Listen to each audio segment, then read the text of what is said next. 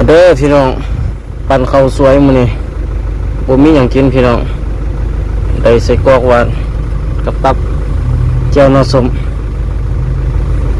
ผู้ข้าเกิดมาก็บ่เคยกินจักเทื่อพี่น้อง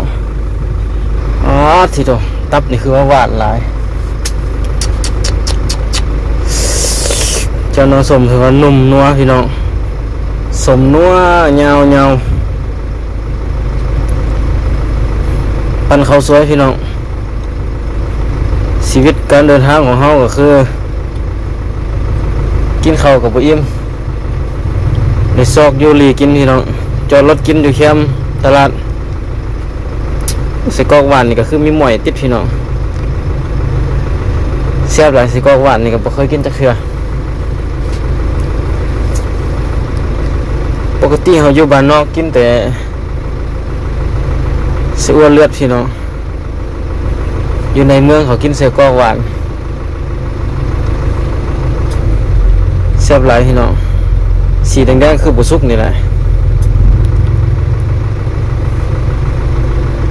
เสื้อกรอกบ้านเฮามีแต่เข้มๆเนาะพี่น้องอันนี้สีแดงๆหวานๆไว้อ๋อที่ตรงแต่ผู้ใดบ่เคยกินก็มาลองมึงเด้อ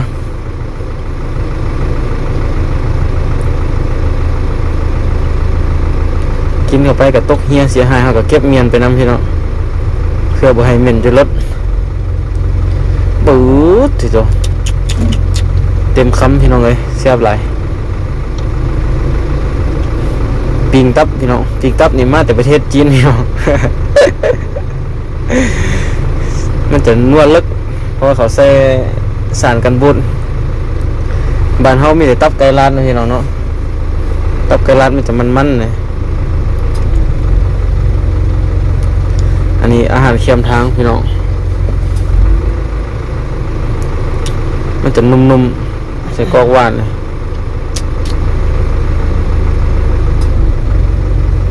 กินไปแล้วก็แซ่บไปพี่น้องมีคำบรรยายเลย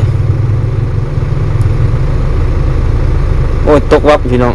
ผมเป็นยังจับขึ้นมากินไหมแซ่บคือเก่าพี่น้อง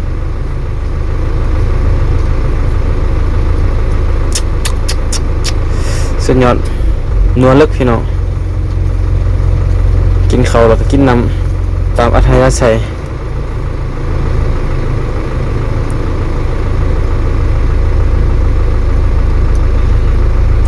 ปั๊บทีตัวหลังจากที่เขากินข้าวกินน้ำแล้วเขาก็เฮ็ดเวียกพี่น้องอาชีพเขาก็ตากแดดตากฝนคือเก่าขายปูขายปลาพี่น้องเลยผู้ใดอยากได้ปลาดุกใหญ่สั่งได้เด้อมื้อนี้เด้อตัวละ4 โล 5 โลพี่น้องเห็นบ่อยู่กระตาตัวใหญ่หลายขึ้น2 คันเลยนะขึ้นรถเฮานี่ปลาดุกน้อยกับปลาดุกใหญ่ปลาดุกใหญ่ตัวใดนี่ท่อขาพี่น้อง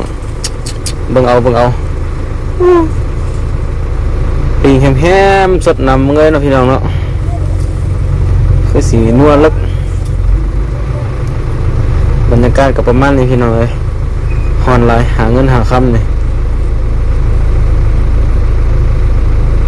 เบิ่งนี่พี่น้องเอ้ยตัวใหญ่หลายเทลงไปเลยป๊อบทีตัวคุณ